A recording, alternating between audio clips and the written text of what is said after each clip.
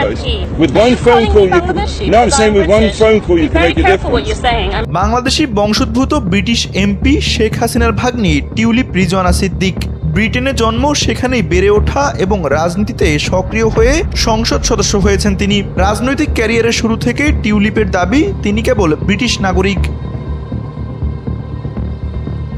কিন্তু সাম্প্রতিক অনুসন্ধানে বেরিয়ে এসেছে ভিন্ন চিত্র। দৈনিক প্রথম আলো এবং ব্রিটিশ দৈনিক দ্য টাইমসের যৌথ অনুসন্ধানে পাওয়া গেছে টিউলিপ সিদ্দিক এখনও বাংলাদেশের ভোটার। সরকারি নথি বলছে তার নামে রয়েছে জাতীয় পরিচয়পত্র। RICL TMX, যুগের পর যুগ স্থাপনা থাকে মজবুত।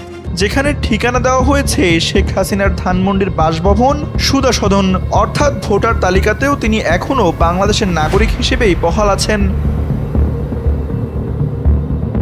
তথ্য আরও বলছে 2001 সালে লন্ডনে বাংলাদেশ হাইকমিশন থেকে প্রথম পাসপোর্ট পান টিউলিপ। পরে 2011 সালে ঢাকায় ইস্যু হয় তার নতুন পাসপোর্টও। তবে এসব নথির বিপরীতে টিউলিপের বক্তব্য সম্পূর্ণ ভিন্ন। 2017 সালে সাংবাদিকদের প্রশ্নের জবাবে তিনি বলেছিলেন, আমি বাংলাদেশি নই, আমি কেবল ব্রিটিশ এমপি।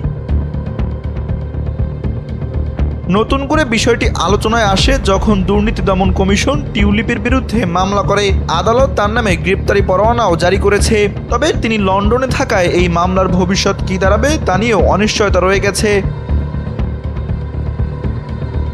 এখন প্রশ্ন উঠেছে, সরকারি নথি যখন স্পষ্টভাবে প্রমাণ করছে টিউলিপের নাগরিকত্ব, তখন তিনি কেন তা অস্বীকার করছেন?